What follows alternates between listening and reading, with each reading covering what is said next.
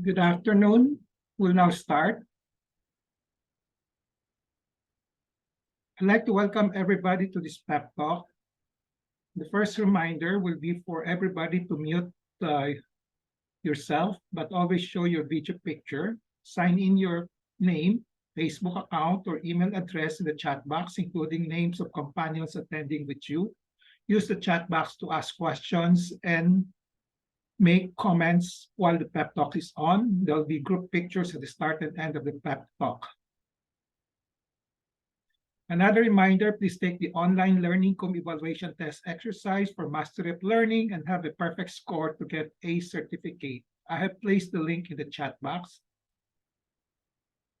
Another reminder, getting 50 or less certificates will entitle one mentee or participant to a voucher for a ROJoson telemedical consultation. The last reminder will be for the feedback. Please type in your feedback in the chat box during the open forum and before we adjourn. Let's now have a group picture taking before we start the pep talk proper.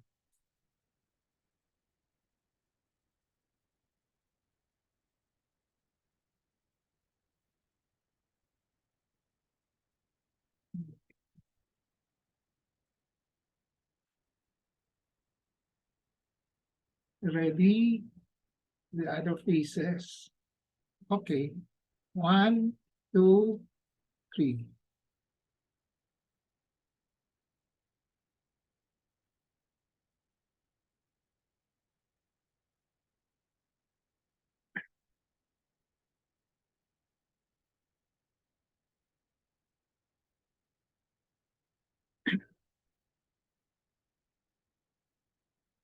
I have a patient empowerment program which I like to empower the lay people or patients to take control in the management of their health.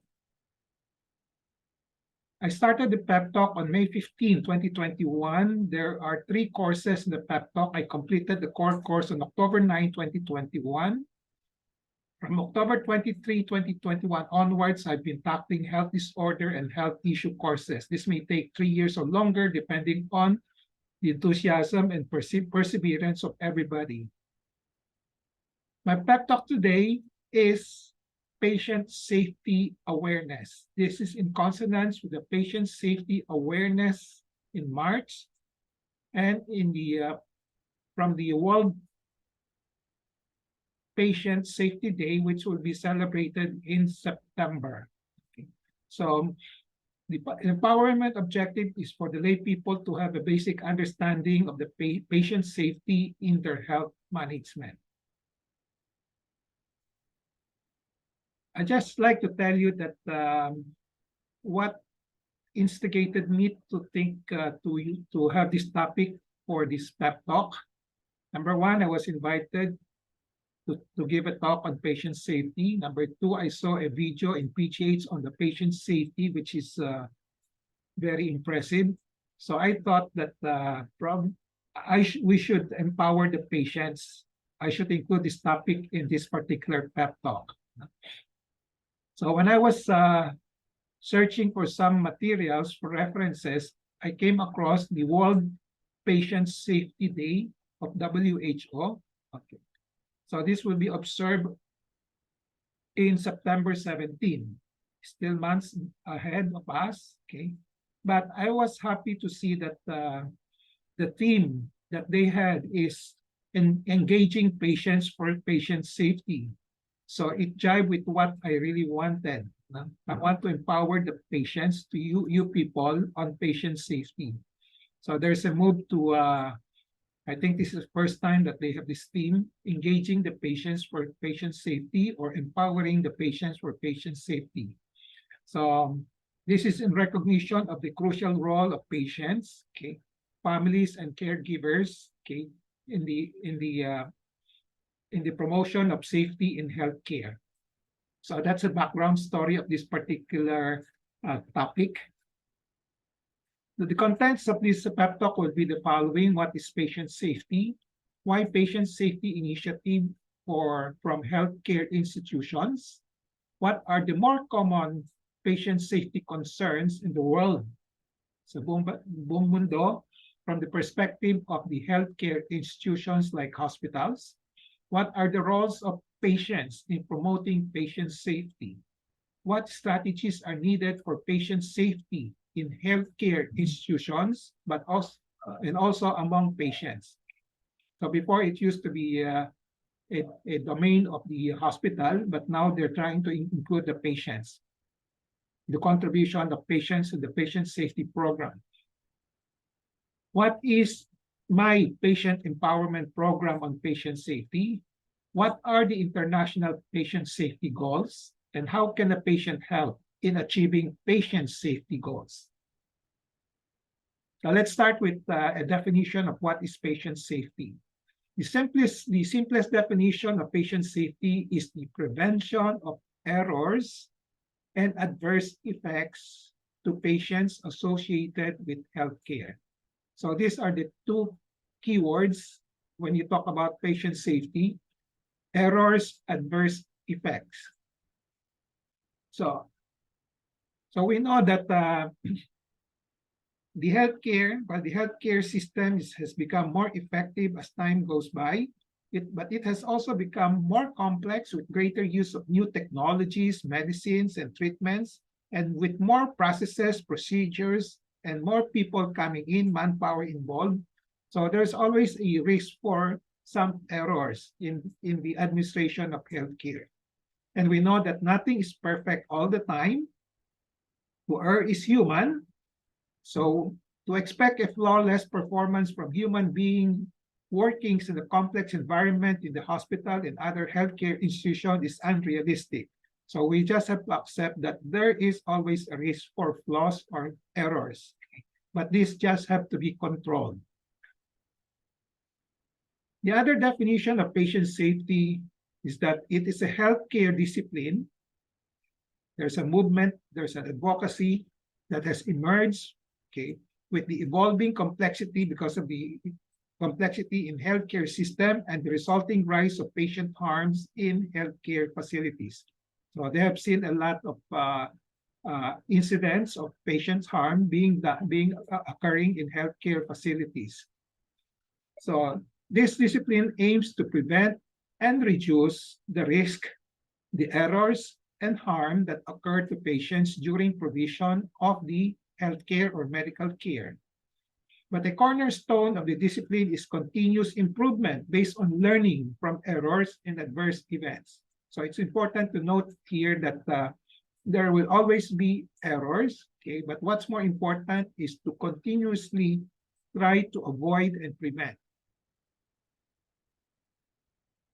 Patient safety is fundamental to delivering quality essential health services. We talk about, in hospitals, they always talk about quality care, quality services.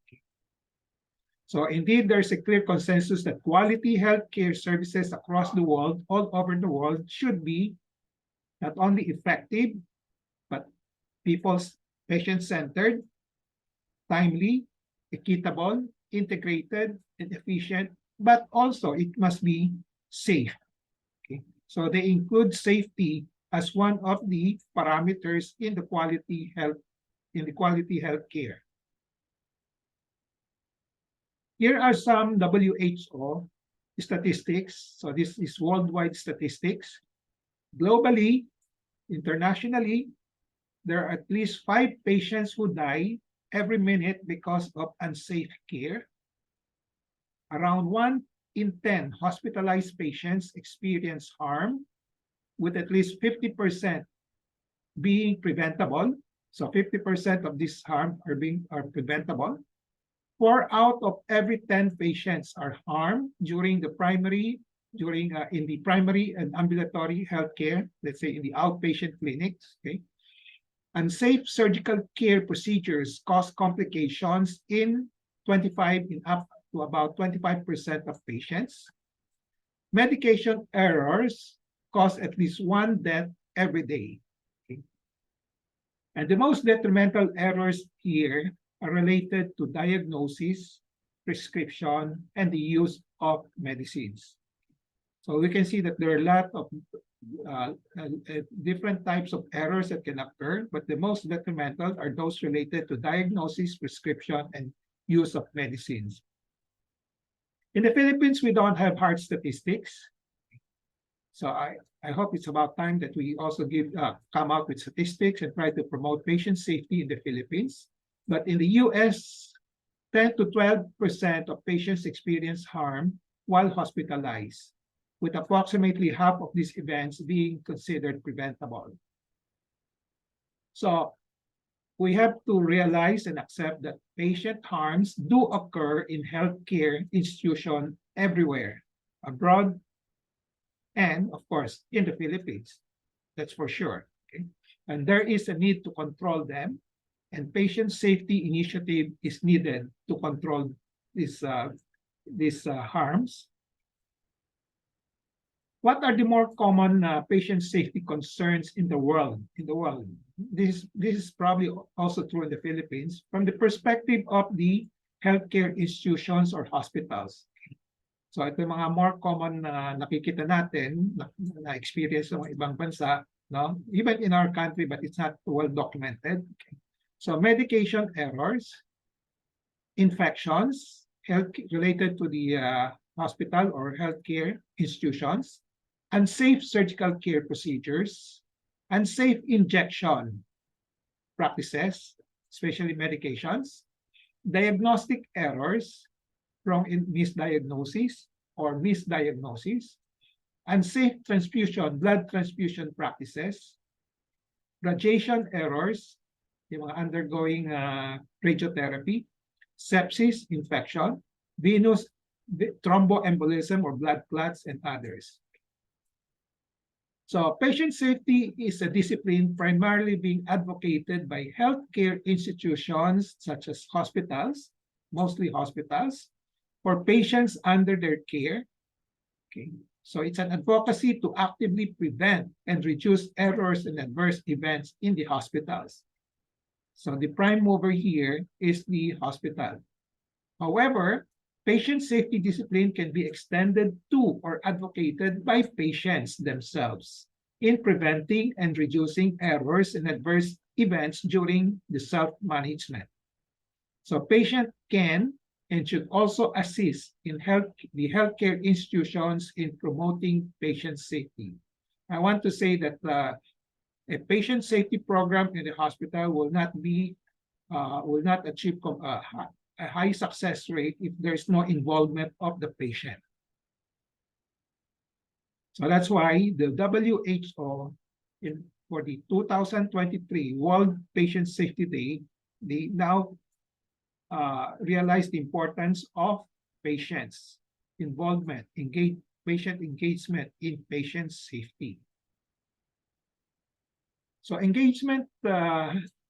patient engagement is defined as the involvement of the patients, also their families and caregivers in improving the healthcare and healthcare safety.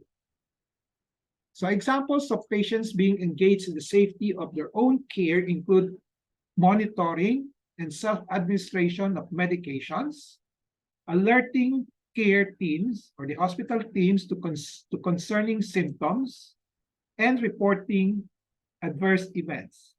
I will define adverse events later on. Patients and caregivers can identify disruptions, hitches during the care transitions, and alert care providers to events leading to preventable harm that might otherwise go unrecognized. Again, I'll give you some examples of this later on. Number 3, example will be patients and caregivers can also participate in hospital safety initiatives or advisory councils as a means of engaging at the level of the healthcare organizations. So the hospitals can invite lay people to participate in the patient safety program of their hospitals. Effort to engage the patient in safety efforts have focused on these 3 areas. We enlist the patients in detecting the adverse events. That's the most common activity that's being done. Yung mga side effects, yung mga unwanted events. And then empowering patients to ensure safe care on an individual basis, asking the patients to help the hospital team to ensure safe care, and then emphasizing involvement of the patient as a means to improving the culture of safety in the hospital. So for the hospital or the healthcare institution, to ensure successful implementation of the patient safety strategies, there must be clear policies on this. And then there's a promotion or advocacy for this. And then there is a good leadership capacity.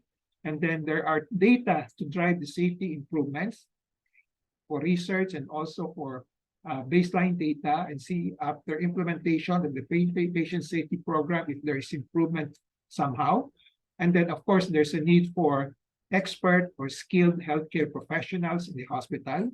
And lastly, effective involvement of patients in their care. So all of these things are needed for a successful implementation of the patient safety strategies in healthcare institutions or hospitals. So another thing that is needed is the so-called culture of safety. And when I say culture of safety, it's acknowledging the presence of the high-risk nature of organizations like the hospital, and the determination to achieve consistently safe operation. So admitting that there is a high risk involved in hospital operations, and then there is a resolution or determination to promote patient safety, and then promoting a blame-free environment where individuals are able to report errors or near misses without fear of reprimand or punishment. Okay? So dapat blame-free para i-report, hindi itatago yung mga errors para makorrect. Okay? So encouragement of collaboration across ranks and disciplines to seek solution to patient safety problem. So dapat multidisciplinary, lahat ng mga specialists, multiple specialists, nurses, mga administrative people should be involved. Okay, there must be a coordinate collaboration among these people. And then also the commitment of the hospital of the resources to address the safety concerns. Okay, so in the patient safety program, there are a lot of financial resources and other resources like equipment that will be invoked to promote patient safety. Kaya dapat yung hospital should commit to these resources also. So these are the key features for a culture of safety in a hospital. Dapat nandito lahat. Acknowledgement of the high risk, blame-free, promoting blame-free para i-report lahat para maayos to prevent, and then encouraging collaboration among different disciplines, and then the commitment of the hospital for mga resources. Now, for the patients naman, no? So, as I said, a background, I told you the background of this lecture. Okay, so part of our patient empowerment program. And in this patient empowerment program, we utilize the 4Ks. Okay, so we still utilize the kaalaman, kakayanan, karapatan, kapangyarihan of patient empowerment for this particular program, patient safety program. Okay, so what will really stand out today, of course, it's a must that we must know kaalaman, then kakayanan, kapangyarihan, and karapatan. So what will stand out today will be these two. Okay, we will try to promote your right and also your self-determination in helping in the patient safety program for the hospital as well as for yourself. So as I said, we need these 4Ks to promote patient safety in health management, not only in the hospital, but also within yourself. So what are the 5 ultimate elements or outcomes or final measures of medical harms in patient safety? So when talk about patient safety, ang tinitingnan natin, medical harms. Ano ba itong mga medical harms nito? Okay, maraming klaseng medical harms, but ultimately, ito yung pinaka-critical. So number 1 is an error. Number 2, adverse event, infection, injuries, and then of course, yung sa club nito, mortality, death, unnecessary death. Okay. So in these 5 types of elements, okay, so it said that if there are preventable actions and activities, but these are not implemented or prevented, then it can lead to patient harms. And these patient harms boils down to these five outcomes: errors, adverse events, infections, injuries, and mortality. So let's start. Let me explain each one of them, the final outcome one by one. Okay. So when you say medical error, is the failure of a planned action, a medical treatment plan to be completed as intended. So there's an error of execution, or the use of the wrong plan, mali ang plano, medical plan, to achieve an aim. So that's an error in planning. So basically, this is the definition of medical error in the generic sense. So types of medical errors will include the following: surgical error during the operation, okay, for patients for operations, diagnostics, yung mga lab, medications, devices and equipment, faulty functioning o makaibang nagamit, no? Systems failure in the hospital management system, infections. Fall is also another type of unnecessary fall, okay, preventable fall, but which happen, okay, are also considered medical error. And of course, yung mga technology used in the hospital, healthcare. Okay. Examples of common medical errors will be adverse drug events, mga reactions sa mga gamot, and then improper transfusion, blood transfusion, misdiagnosis, under and over treatment, surgical injuries, and wrong side surgery. Instead of the right side, na-operan ang left side, gano'n. Okay. Suicides, restraint-related injuries or death, falls, unnecessary burns from the mga pottery machines, gano'n. Pressure ulcers na pwedeng i-prevent, hindi na lang na-prevent, and mistaken patient identities. Instead of the medicine being given to the right patient, nabigyan sa ibang pasyente, which turned out to be the wrong patient. So this happens in hospitals. The top common medical errors are the following: misdiagnosis, MIS, misdiagnosis means mali ang diagnosis. Delayed diagnosis, the other term for this is MISSED, misdiagnosis, medication error, infection, and harmful medical devices. How can medical errors be prevented? The best way you can help as a patient, as a lay people, to prevent medical errors is to be an active member of your healthcare team. So that means taking part in every decision about your healthcare. And research have shown that patients who are more involved with their healthcare tends to get better results. So tanong lang tanong, bakit dito, bakit ganon? Then you can try to promote patient safety within yourself as a patient. So the next outcome is adverse event. Adverse event is defined as an event in which care resulted in an undesirable clinical outcome not caused by the disease itself, in underlying, it's not the adverse event, okay, but it's the yung treatment, the diagnostic test and treatment done resulted in undesirable clinical outcome, which lead to prolonged patient stay in the hospital, cause permanent patient harm, and required life-saving prevention, or sometimes contributed to the death of the patient. Okay. So the Agency for Healthcare Research and Quality define adverse event as a preventable or accidental. Okay. Yeah, that's why it falls under the category of patient harm. It's preventable, but it was not preventable. Okay. And then it's caused by the medical management. Okay? Not by the disease, but by the medical management, so which requires monitoring, treatment, hospitalization, and that may result to death. Okay. And medical management include the diagnosis, treatment, failure to diagnose or treat, or the systems and equipment used to deliver the care has some flaws, kaya nagkaroon ng medical adverse event.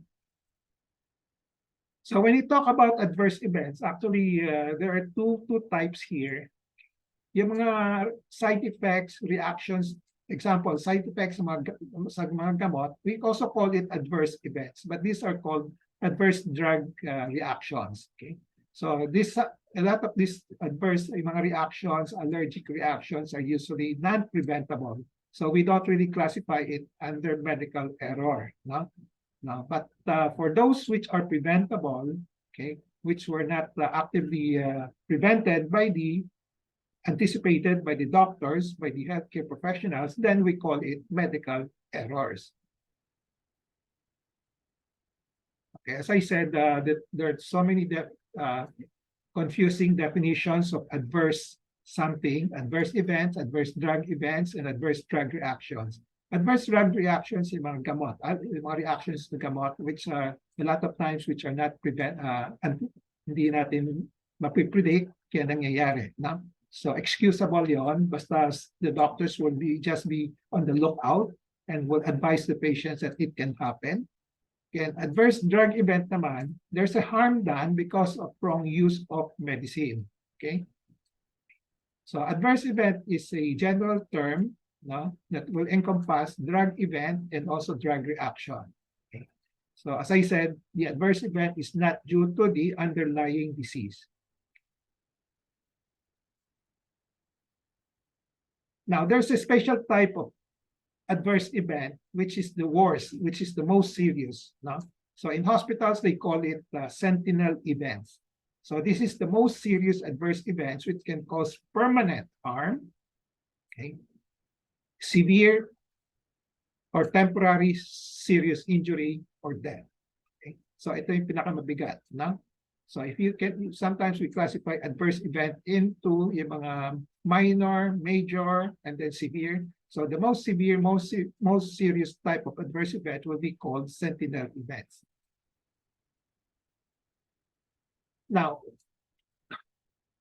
error, when you talk about error, this is a broad term referring to any act of commission, now meaning doing something wrong, or omission, failing to do the right thing, that exposes the patient to a potentially hazardous situations. So there are two types of consequences of the error. It can lead to a near miss, hindi nangyari, pero buti na lang, hindi nangyari. That's why it's called near miss or close call. Okay. Pero kung natuloy yon, magiging adverse events. So there's an actual harm done. So near miss means it's an unsafe situation in which the patient is exposed to a hazardous situation, but does not experience the harm either through swerte, luck, or early detection. Na-detect kagad ng by the patient himself or herself or by the healthcare professionals. So example here, consider a patient who is admitted to the hospital and placed in a shared room. May kasama yung pasyente sa isang kwarto. So dalawa sila. Sabihin natin dalawa. So a nurse comes to administer his medications, but inadvertently gives his pills to the other patient in the room. Sa ibang pasyente napunta. Okay? Okay. The other patient recognized that these are not his medications. And did not take them. Kasi sabi niya, hindi sa akin ito. Di ba? And alert the nurse so that the medications can be given to the correct patients. So this situation involved a high potential or harm as a cognitively impaired and less aware patients may have taken the incorrect medications. So yung second patients, kung hindi siya alert, so iinumin niya yung gamot. And then it can cause him harm. Okay? So since na-recognize niya, he has probably training in patient safety program, no? After a pep talk, sinabi niya, hindi sa akin ito. No? So na-avoid yung harm. So this is what is called near miss. Okay? So the other types, the ultimate elements will be infection, injuries, mortality. These are self-explanatory, medyo madaling intindihan. But what's more important to remember is that it becomes a problem, it becomes a harm if there are preventable measures in high-risk patients, but walang ginawa. No? Walang strategies to try to avoid it. Ganun din sa mga injuries, no preventable measures to avoid the injuries that has occurred. Again, also for death. Now, let's go to the International Patient Safety Goal. So the premise for this one, when you say international, it's worldwide. Okay, lahat ng bansa, no? Okay, recognize this patient safety goal, the so-called patient safety goals. Okay. So the premise for this coming out with this international patient safety goal are the following. So even with the best healthcare and quality system in place, adverse events can still occur. Yan ang sinabi ko kanina at the earliest part of my lecture. I said, to err is human. There's no such thing as perfect system. There will always be an adverse event that can happen. Number two, there are so many types and causes of adverse event. One may not be able to prevent them all. One just has to prioritize. Kasi marami yan eh. Maraming types. No? It can be, kung bubusisiin mo, mga 100, it can go up to 100 types of harms. Okay, small harms, big harms, okay, sentinel events, etc. Okay, so this international patient safety goal, they just prioritize it. So they focus on the most frequent, most detrimental adverse events. So frequency and the most serious adverse events. So that's why they came out with this international patient safety goals, which is recognized by internationally by practically all hospitals working towards a patient safety program for their hospitals. So these are the, at the moment, nag-iba-iba ito every year, but for the past so many years, it has been maintained to 6, okay? So that means these 6 are the more frequent and most detrimental errors that should be avoided, that should be targeted in terms of solution. Okay? So international patient safety goal number 1 is identify patients correctly. So this is the goal, to identify patients correctly, because if you give medications to the wrong patients, the patients being given the medications will suffer. Okay. So number 2 goal would be to improve effective communication. Number 3, improve safety of high alert medications. I will explain this later on. Ensure safe surgery. Number 5, goal number 5, reduce the risk of healthcare-associated infections. Okay. Number 6, reduce the risk of patient harm resulting from falls. So sinama nila yung falls, it means maraming nangyayari dito. Falls in the hospitals, in the healthcare institutions, which are preventable, okay, if there is a preventive measures program being done. Now let's go through each one by one. Goal number 1, identify patients correctly. Wrong patient errors are common. Up to now, nangyayari yun, okay? Therefore, the purpose of this IPSG is to reliably identify the individual as the person for whom the service or treatment is intended and to match the service or treatment to that individual. So the recommendation is to use at least 2 identifiers to identify patients, such as the name and the date of birth. Okay. So tatanungin yung pasyente, anong pangalan mo? So sa order sheet, sa document that this medicine will be given to that patient, nag-drive yung pangalan. Okay. And then, baka there might be some patients with the same name. Now, kaya they suggested to add another identifier. Usually they use the date of birth, okay, as another identifier. So ganun din I think this is also being done in the business industry. They ask for the date of birth, mga ano, di ba? O yung sa internet, they want to check whether you are the right person. They ask you for the date of your birth to verify, okay? So, and before they use the room number or locations, but this has been found not to be effective, so they don't use this anymore. So at least 2 identifiers using the names as well as the date of birth. So as I said, here we'll be talking about engaging the patient, empowering you. So the question I throw to you as lay people, how can you help in the prevention of this error? Here I just listed one or two possible things that you can contribute. Okay. Later on, we will discuss this further. You can give me more input. Okay. So ask the question. You can ask the question. Okay. Is this medication really for me? Sa akin ba talaga ito? Okay. And then you identify yourself. I am so and so. Tama ba ito ba yung gamot para sa akin talaga? Or ito yung yung blood transfusion, is this for me? Okay. So this will include all the medicines. Okay. When I say this includes medicines, surgical procedures. Is this operation for me? Diagnostic test, is this ito yung blood test na gagawin niyo sa akin, para ba sa akin ito? O baka sa ibang pasyente yan? No? Okay. Blood transfusion. Okay. So ask this very simple but important question whenever you are confined in the hospital. You're being a nurse will go and see you and then give you something. No, you ask the question: is this really for me? Okay. Now, goal number 2: improve effective communication. So this highlights the importance of effective communication when verbally communicating patient orders. Okay, this is mainly for the healthcare workers, no, healthcare professionals. Okay. Because a lot of times they don't communicate with each other well, no coordination, no integration, especially if there are two shifts, no? May mga endorsement, hindi na-endorse, okay, na properly.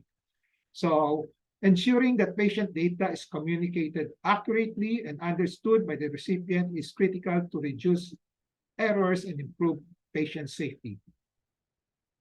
To support this, it is recommended that the verbal, kamisan may mga telephone order, di ba? Telephone and verbal order should be written down when received and read back to the individual providing the information. So, ito yung sinabi ninyo, doktor, di ba? Okay, I will repeat it. Tama ho ba? Okay. So, parang ganun din sa when we eat in the restaurant, i-repeat ng waiter, ito i-repeat ko lang yung order ninyo. Tama ho ba? Okay. The hospital should have a consistent and complete handover or endorsement process for transitions within hospital. Kung saan nagbabago yung mga doktor, nilipat sa isang department to another one. No? So in the process, nagkakagulo yung mga communication doon. So this can lead to harm. So question is, how can you help as a lay people, as a patient in the future, in the prevention of these errors arising from ineffective communication and lack of coordination? I just put out 2 suggestions here, 2 questions. You can ask, is this what my attending physician has ordered? Okay. So if you rely on your main attending, kung minsan marami kasi mga doktor na involved, so you ask, sino ba nag-order nito? No? Okay. So was this ordered by my attending physicians? Now, this other question is, in case there is multidisciplinary consultations, maraming specialists involved, has my attending physicians approved the recommendations of the other referred specialists? So tatanungin ko, na-approve ba ng attending physicians? Hindi basta-basta, in order ni Dr. So-and-so, yung other attending physicians na gawin natin ito. Pero kumisa kadalasan without the knowledge of the attending. Okay. Goal number 3, improve the safety of high alert medications. When you say high alert medications, these are medications which are quite critical, medyo dangerous when not given properly. Kasi we know that drugs sometimes are in the form of poisons also to a certain degree. So may mga very toxic na drugs that if given, it can cause allergy, reactions, and even death. No? Okay. So the hospital should be able to come out with a system in which they can try to avoid, minimize yung mga giving of these high alert medications. So ito sa hospital na yon. But on your part, okay, so what will you do on your part? Okay, you ask the questions. No? Okay, what you don't, kayo naman, hindi nyo alam whether it's high alert or not high alert medication, basta medicine na bibigay sa inyo. So you ask the question, may I know the names of the medicines that you will administer to me? Then, titingnan mo kung sinabi sa yung doktor na ito bibigay sa iyo at nagtugma, okay lang. No? So is this the one prescribed by my physicians? No? Okay. So there are other questions that you can ask later on. I'd like to get some input from you. Okay. Goal number 4 will be to ensure safe surgery. Sa surgery, ha? Okay, operation. Safe surgery. A lot of times, yung mga unsafe surgery nangyayari doon, yung heart will be wrong side, meaning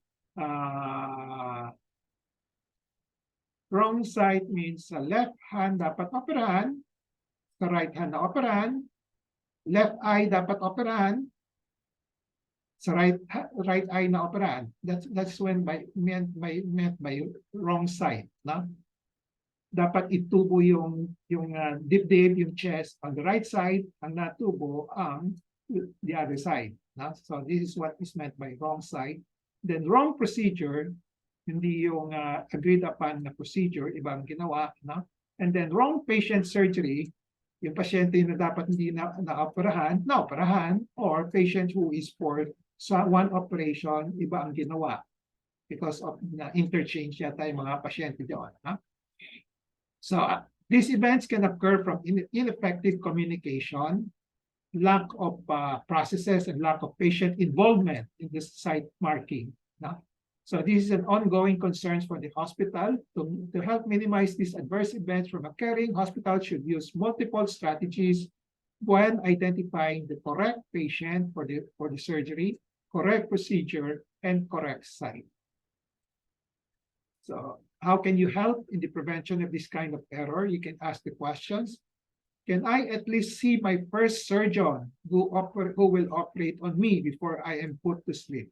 So paminsan, di mo alam kung sino mag-opera sa'yo. Okay? So can I remind you, kung sino kausap mo, that the operation is to be done on me will be on this particular side, not on the other side. No? Dito, dapat sa kanang kamay, hindi sa kaliwa, sa kanang mata, o sa kaliwa. Okay? And then, will this be the procedure that will be done on me? So, i-recheck lang ninyo. No?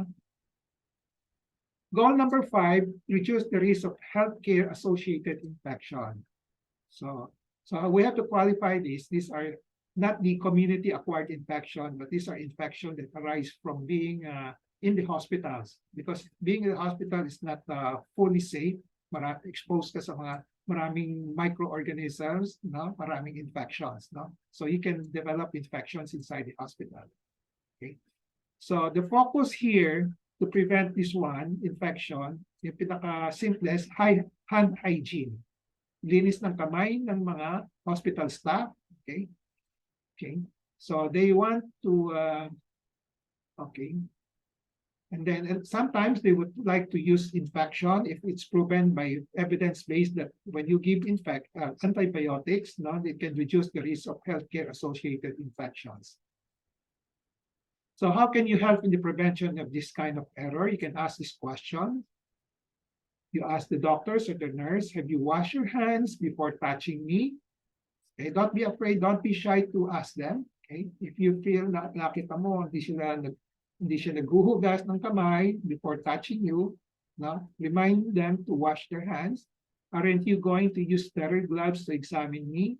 Okay, so the last one is the goal will be to reduce the patient harm resulting from falls. Okay, so ibig sabihin, when they put this up as the 6th goal, maraming nangyayari ng fall. No?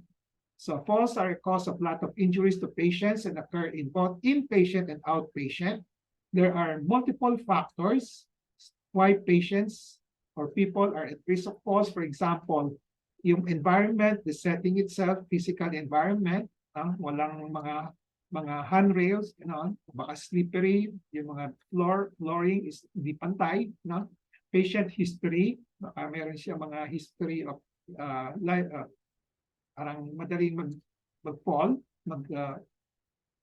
at risk of fall, and then medications taking. There are some medications that make you groggy and then make you at risk at fall.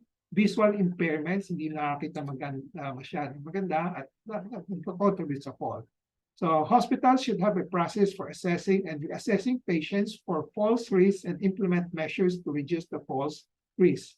So the hospital can only do so much. They can do probably fix the physical environment, and then the rest, yung mga medications, alam nila, baka yung mga high-risk medications for falls, they will do it. But the rest will have to be tackled by the patient or the relatives. No?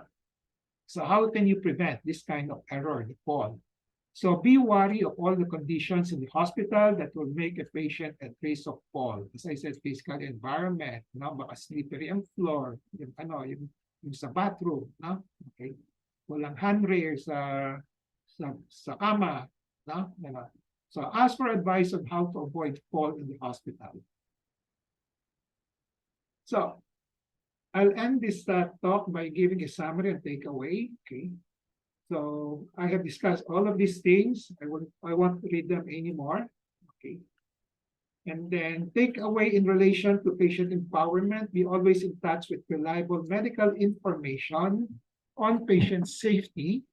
Knowledge is power. It gives power. Use the 4 Ks of patient empowerment: kaalaman, kakayanan, karapatan, and kapangyarihan to gain greater control over decisions in the patient management in one's health management. Earlier, I talked about putting emphasis today for this topic, karapatan and kapangyarihan. So it's your karapatan to ask questions for your own sake, for your own safety. You can ask, okay? And then you have also the self-determination to help yourself.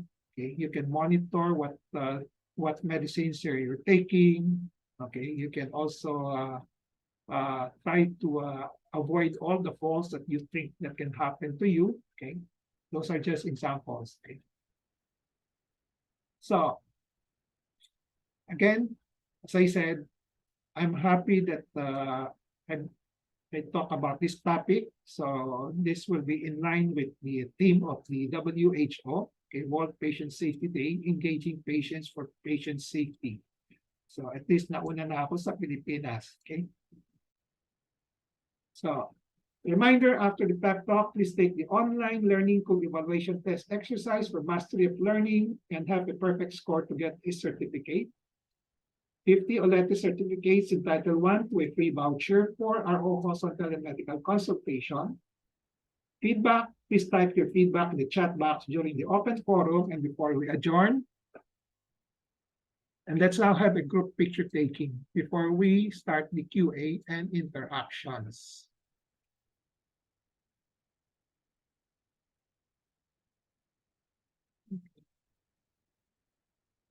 Okay. 1, 2, 3.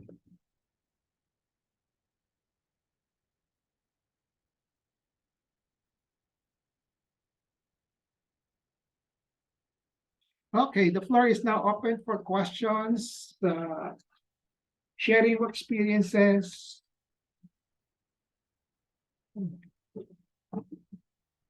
Anybody who has experience with the issue of patient safety in the hospital?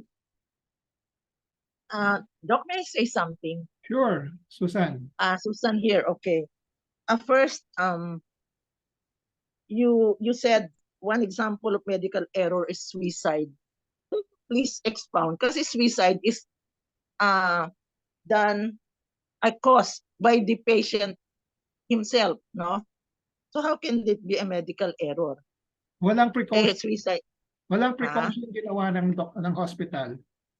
Okay. Okay. So the patient, they know the patient is high risk for suicide. They did take the necessary precaution. No? Hindi nila in-isolate sa isang kwarto, no?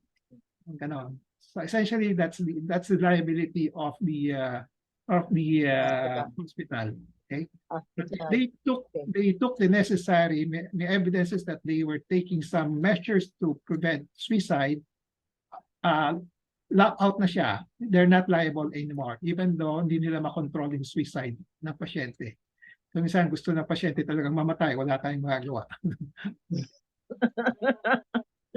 Okay. Ipaalisin na lang natin.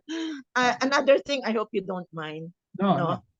Go ahead. I don't know if it's common among Filipinos na pag nagbigay na ang doktor ng, what do you call this, reseta, especially pag naroon ka sa ospital, and it's gonna be administered, of course, by a nurse, no? Parang common among Filipinos na they don't ask, sure ka ba na ito? Yung pala, we can do that. Yeah. That's Kasi why yung ibang mga doktor, they will not they will not have time for you. Parang ang feeling ko, parang parang feeling, ewan ko, they make us feel na, ano ka ba, mas marunong pa ako ka pa sa akin. Parang things like that. So pwede pala yung ganun. pwede. That's why may rights kayo. You have the rights, di ba? Okay, thank you. Ikaw yun ang maganda sa'yo eh. Oo, di ba? Empowering us. Yeah. Oo. Pag Sige, nagtanong Doc, ka, thank you. pag nagtanong ka, ano sasabihin ng nurse? Makulit ka? Oo, kaya Hindi niya sasabihin yun. It's against their ethics yun. kasi kuminsan nagmamadali yung mga nurse, lalo na they have 20 patients, merong ganon, no? So Yeah. here you are, poor patient, na who is timid, who is not empowered. O di sige na nga. Kung ngayon na nalaman ko, wag naman sana akong di tatanungin ko muna, sure ka ba na para sa akin yan? Yeah. Ask. There's no harm asking for your Or safety. maybe, may I say Okay. something? Maybe Sige. sometimes the doctor is so used to it that he takes for granted many things already. Akala niya naintindihan na nung patient, or that's why you should never take things for granted, di ba? Especially when it comes to surgery. The doctor has to be very careful also. The doctor should take the initiative to explain to every patient kung ano yung gagawin sa kanya, kung anong procedure. And because sometimes parang nakakatamad na rin, paulit-ulit. Or maybe dapat siguro merong recorded instructions already or something. I don't know. Okay. Sige, pwedeng recorded, pero mas maganda pa rin yung personal, di ba? Mas maganda, of course. So, that's why I usually talk to my patients before the operations. These are the things that you would expect after the operations. This is how I'm going to treat you. Ganon. No? Okay. So it takes about 30 minutes to 1 hour just doing the explanation. Kaya matagal. Yeah. Okay. So any Thank other you. questions? Any other sharing? So what can you contribute to the okay. The first one is identify patients. Identifying patients. Madali lang naman yata yun. No? Just make sure, magtanong lang kayo. Sa akin ba yan? Kaya gano'n. No? Okay. How about the fall? How do you contribute to the fall? The prevention of fall? In sa fall, probably you must make an active role, no? Kasi fall is more a common incident, na generic common knowledge, no? So alam naman natin ano yung risk for fall. So as relatives of patients, no? So titingnan niyo yung hospital environment, kung risky sa pasyente ninyo na baka bumaksak o ano. So just take the initiative already, no?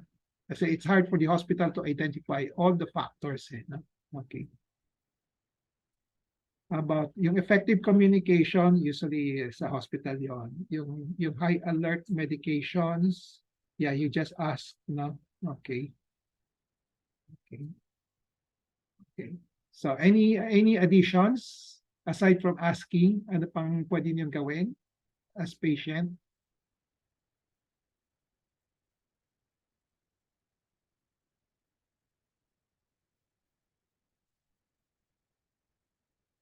Walang tanong sa chat box? Okay. Okay.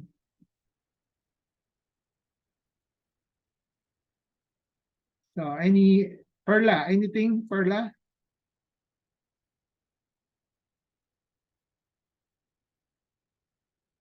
Unmute yourself. Kung nagkamali yung doktor, halimbawa, ikinamatay ng pasyente, paano kami makagawa ng action para naman maano namin Report yun? it. Yeah, you can report it to the number one, report to the hospital. You can report it to the management, administration. Wala pa naman nananalo na pasyente, doktor. Karamihan ang sinasabi, yan ay talagang oras na niya. Ganun ba natin sabi? Hindi nga. May nananalo rin, may no? Kasi yung mga obvious na, wala namang lusot yung mga doktor yung mga nurses, no? Okay. So just bring it out to the attention of the administration, no? Okay. If you think you're right, you can file a case, legal suit, ganon. Then, yung mga PRC rin, Professional Regulation Commission, you can also file your complaint there. Okay. So make sure that mali yung hospital. Yun lang, kung magbibigay sila ng kung ma-prove mo na talagang doktor, kasi parang mahirap din na i-prove na nagkamali sila. Kasi siyempre, hospital yun. Siyempre, poprotektahan din nila po yung mga nila, mga doktor nila at saka mga tauhan nila. That's true. That's a tendency kahit na sino naman, kahit anong kaso, kahit hindi lang sa hospital, sa mga vehicular accident, gano'n din, nag-aaway-away kung sino mali, sinong tama, no? Gano'n. No? Okay. But there are instances in which ito yung harm is, example, naoperahan ka sa left eye, ang usapan left eye ka operahan, inoperahan ka sa right eye, no? Obvious yan yan. Obvious na yun, doktor. Yung tinatawag na res ipsa loquitur, di ba? Kung sa law yan, res ipsa loquitur. The thing speaks for itself. Wala nang argument yan. Okay. So, i-admit na lang ng hospital, i-admit ng doktor. They just, it's either sorry or just speak some liability, baka walang charge. So, may mga kaso.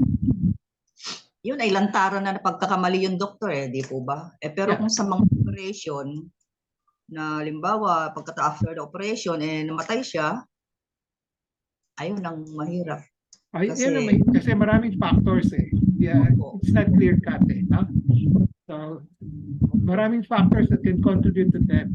No? Not purely because of the error but because of the patient's conditions. No? So it has to be evaluated. No? Opo. Okay, but on our part, we just try our best to prevent all this harm from happening to us. Diba? Basta alam natin. So now that we are aware na pinakasimple tanong na lang, sa akin ba ito, para sa akin ba ito, ano ba yung possible reactions, no? I think that's the simplest way in which you can contribute on a personal level. No? Okay. Meron din ibang doktor na kung matanong ka parang sila Halimbawa, tanong. Meron din mga doktor na parang sila pag matanong ka. Kasi ako matanong ako doktor pag ako kasi nag-a-attend nga ako ng iyong kwan. Pero ako encounter minsan na para silang kasi matanong ka. Parang nagalit. Parang medyo sila. Hindi, totoo naman yun. Totoo naman. May mga doktor gano'n. No? Okay. I hope hindi majority. I hope. Okay. Anything else? So, lipat ka na lang yung doktor kung ayaw mo yung doktor mo. Okay. Okay. Mel Cabrera, anything? Ellen? Wala kayong experience? So far, Doc, wala naman. Wala. Doc, Mel, napansin ko lang, Doc, kasi parang, lalo na sa pagpipino, yung mga doktor, hindi talaga sila nag-explain. Like, halimbawa, pag nagbigay ng reseta or whatever na procedure na gagawin, basta parang hindi pinapaalam sa pasyente kasi ginagawa lang naman without the patient. tanong kayo. As a patient, tanong na kayo. Okay? Hindi, magtanong kayo. No? Kung di siya nag-explain, kayo magtanong. No? So, hindi bali magalit siya, pero for your own sake, tanong ka lang tanong. Kung ayaw ka sagutin, hindi, goodbye, huwag nang balikan siya. No? Tama? Kasi ganun din, pag bumibili ka ng something, kung suplado yung nagbebenta, aalis ka, di ba? Tama? Limited lang sa probinsya. Pero hindi pwede lipat sa ibang doktor. Ano na? I mean, yung mga doctors, limited lang. Hindi po maraming doktor na pwede kang mamili or pumunta, lumipat sa iba pag nasa province ka. Kung wala kang doktor, kaya pagtsatsagaan mo, and then, anong maneuver mo na lang, kunin mo yung kiliti niya, sabi mo, doktor, paki-explain na. Ganun lang yun. Diba? Okay. Doctor is always right. People management lang yan, di ba? Ganon. Parang yung mga boss ninyo, kunin mo yung mood nila. Pag maganda yung mood, pasukan na ninyo. Diba? Tatagal pa magsidating doktor eh. Mga ibang tatagal pa magsidating. Schedule nila alas 10. Ako dumating mga alas 12, mga ganun-ganun. Ay, nako. So, sige. Mag-post sa Facebook, sabi mo, sabi mo, doctors, please come on time. May doktor nga ako, doktor. Ang schedule niya is 1 to 3. Dumarating siya alas 7 ng gabi. Ayaw mo na sibanan. Pwede, pag dumating nagmamadali din siya magtingin ng mga pasyente niya kasi ang haba na ng pila eh. Okay. One, you decide whether you want to stick with him or her. Number two, you want to have advocacy. Again, may social media naman tayo. Sabihin mo sa Facebook. Appealing to all doctors, please come on time. Sabi naman niya, take it or leave it. So, ganun din mga doktor. Okay. So, sa ngayon, marami mga doktor, baka hindi na take it or leave it na ngayon. Okay. Nagko-compete na yung mga doktor. Masyadong maraming doktor na ito sa Manila. No? Oo nga po. So, you have a choice actually. Okay. So, Charita, tinaas niyo yung kamay niyo, Charlita. May sasabihin kayo, Charlita? Hello, Doc. Good afternoon. Yeah. Sino to? This is Chris. Si Share Chris. kami ng inay. Okay. So, anong tanong mo? Kala ko nanay mo yung Opo. Actually, si inay po kasi hindi siya nahiya siyang mag-share or magtanong po. Okay. Baka daw magkamali. Actually, experience the same with ma'am na yung sobrang tagal yung doctor na experience ko din yung dati. Kaya lumipat din po ako ng doctor. Kasi parang nawawala na rin yung trust mo sa doctor pag na nagsabi siya, sige, 1 o'clock ka, tapos 4 p.m. pa lang, sabi ng secretary pa rin daw, parang lang, nung 6 p.m. na, nagsabi na namin, baka hindi mo na maantay kasi hindi pa tapos, ganyan. Parang, pinagantay mo ako hanggang alas 6, tapos sabi mo, bakit na ako umalis kasi kung hindi ko maantay, ganyan. Na-experience ko din po yan. Pero yun nga, pag ganyan, ang ginawa ko din po, din po ako ng doctor. Tapos may isi-share lang ako, Doc. Actually, sobrang nalungkot ako sa actually, ninong namin siya. ano na siya, 67 years old. Hindi ko alam kung may negligence din ba doon ang doctor niya. Kasi may, sabi nila, may hernia siya. Yung sa may puso do, lumabas. Yung ano? Lumabas. Yung ano? Or, hindi ko alam kung hernia ba yung term. Yung sa puso niya, lumabas. Hernia. Yung puso niya po, no? Ganyan. Tapos, yung hernia niya na yun, parang 35 years old pa lang siya. Tama pa lang siya, nandun doon. Kaso, etong 67 years old na siya, parang na-desisyonan niya na parang minor surgery yata ang tawag nito para ng balat, para matanggal, maano daw po yung nakausap. Ngayon, before lumapit siya sa doctor, tapos, nung ano na, basta parang in-x-ray lang yung part na paglalagyan nung pag-aayusin. Tapos after niya ma-operan, yun lang yung tinest sa kanya, tsaka yung mga blood test, ganyan, bago siya inopera. After niyang ma-operahan, Doc, mga after a week or 2 ba yun, parang may nararamdaman na siyang pain sa tagiliran ng tiyan niya. Tapos bumalik siya sa doktor. Tapos parang, hangin lang yan. Ganyan, hangin lang daw kasi kaka-opera lang. After 3 weeks, sumasakit na daw. So, stomach X-ray. ultrasound something ganyan. Ah, Opo, ultrasound. ganyan. Tapos, ang sabi niya, nung nakuha niya yung result, ang nakalagay doon, may bukol siya sa kidney, may bukol siya sa liver, tapos may bukol na rin siya sa kidney, parang nagmetastasis na. Mhm. Tapos, ang sinabi nung pinakita yun sa surgeon, sabi lang daw sa kanya, ayan na, sinasabi ko na nga ba, tumor. So, anong gagawin natin dito? Kailangan mo mag-chemo, kailangan mong mag-opera ka agad, ganyan. Tapos pero nag-isip sila, Dok, pag ganyan, ganun na po ba kaagad ang gagawin? Hindi ba po pwede? Siyempre kasi kaming mga lay people, naniniwala kami sa may iniinom na matutunaw, yung mga ganon. Kasi ganun yung ano nila. Wala po ba munang pampatunaw? Kasi sinabi sa kanila, walang tunaw-tunaw, ganyan. Ganun daw yung pagkasabi. Pagka uwi nung patient, nung ninong ko, na-depress siya, hindi niya na-manage, na-depress siya. Alam mo, parang after a month, namatay siya kasi hindi na siya kumakain, ganun. Parang ang tanong ko lang po doon, hindi pa negligence ng doktor yun na before ka operahin kahit minor surgery, dapat may mga test muna kung saan nanggaling, yung hernia lang ba talaga yun o meron bang ibang bukol sa ibang part ng stomach?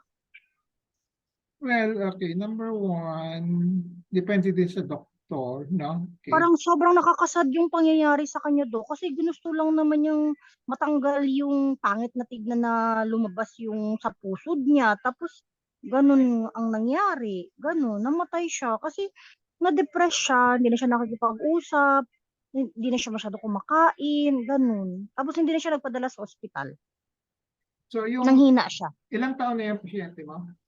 67 na siya, Dok, nung 60. namatay. Ay, 68 yata nung namatay siya. At actually, last month lang. Last month. Sobrang nakakasad. Pero kailan siya nagpa-opera? Parang March, February 20 plus, ganyan. Tapos, nag-umpisa sumakit tagiliran niya, mga March, ganyan, after mga 2 weeks ng operation niya.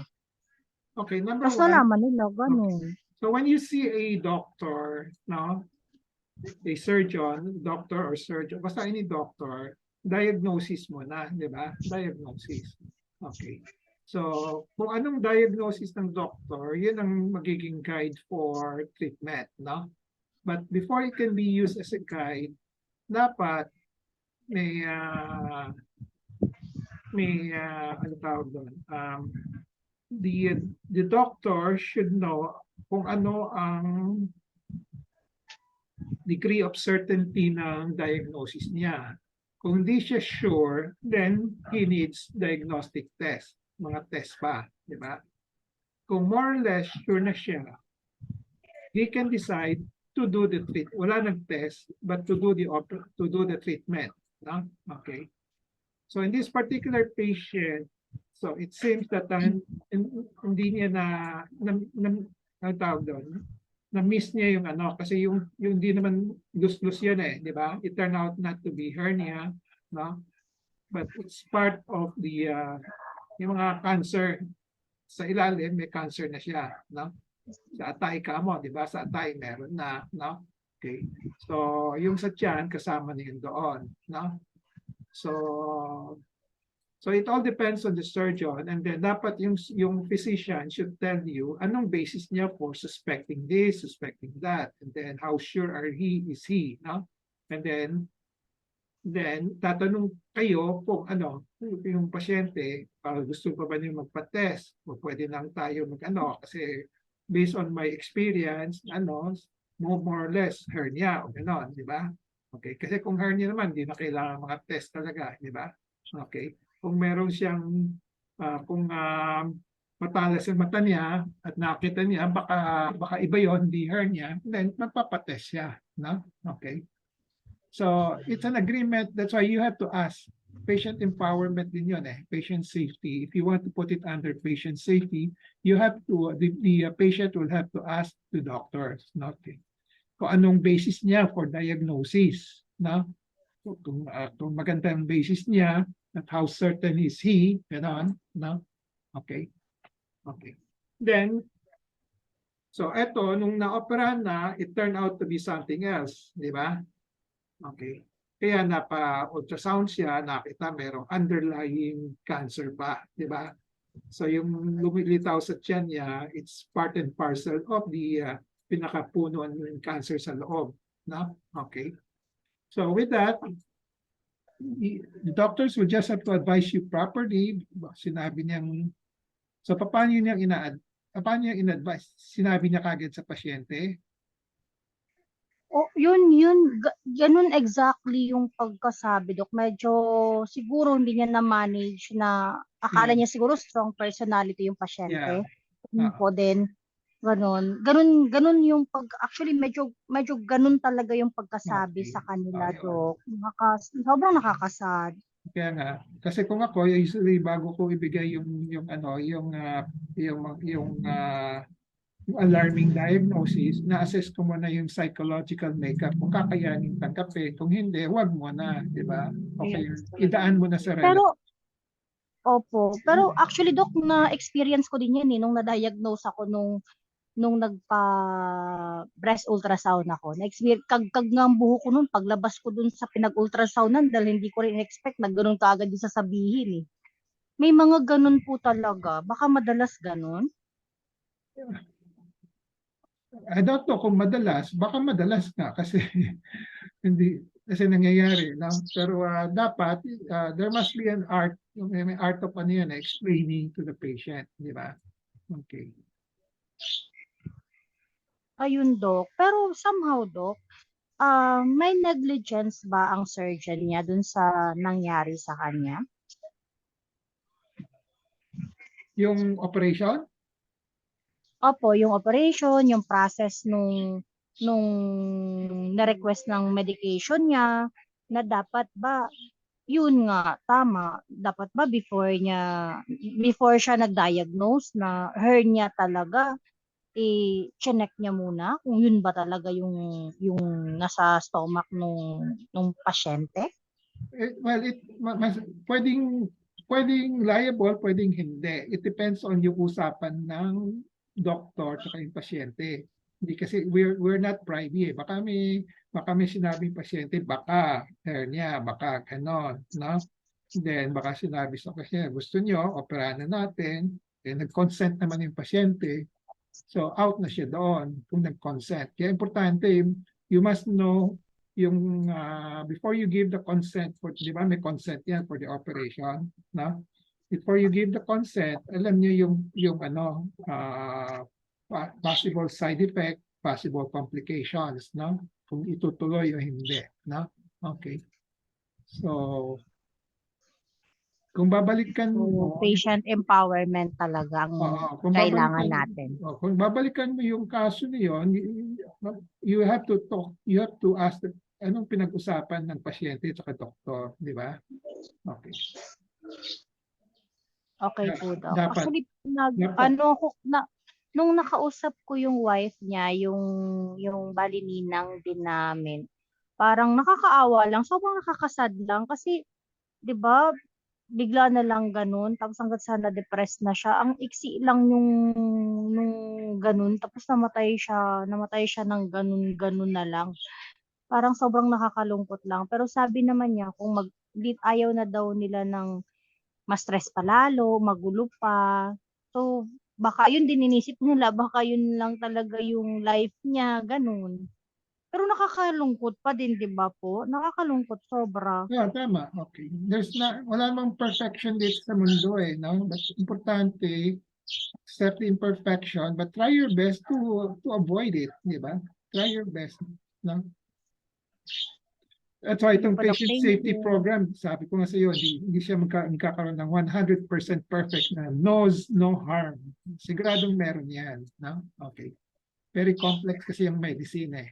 No? Saka in the hospital, ang dami pang tao involved, iba-ibang mindset, iba-iba yung capacity, competence, no? Okay. So that's why you have to be empowered to be on the lookout for your own safety, no? Not just rely on the people, on the doctors, the nurses, etc. No? Okay. Okay. Any more? Wala na. Wala na. Thank you po, Doc. Sige. Wala na. It's 3:20. Okay, room for one more question. Wala na. Thank you. Sige. Kung wala na. Thank you, or- Doc. or Sobrang call it a ganda day. ng talk natin ngayon. Yeah, I Madami po hope, kaming I hope natutunan. pakitandaan na lang yung patient safety. This is the first time I talk to the patients, no, about patient safety. No? I've not heard of people talking about patient safety to lay people. No? Okay. Although kami, pinag-uusapan namin sa hospital palagi yan. Diba? Okay. It's about time that we extend this information to the patients, no? Para mag-contribute sila. Okay. Okay. So next week, we will be talking about, ako ang pinapalo ko lang yung DOH Consciousness Month, no? Muna, no? So I'll be talking about head and neck awareness, consciousness week kasi April, no? Head and neck, no? Okay. Okay. So no more questions. We call it a day. Okay. Happy Easter pala sa inyong lahat. No? Okay. Happy Easter rin sa inyo, Doc. Happy, Thank happy Bye-bye. Easter Happy din, Easter, Doc. everyone. Bye-bye. Thank you so Thank you. much. Thank you po. Bye-bye. Bye-bye. Thank you po, Dr. Roson. Bye-bye. Bye. Thank you po.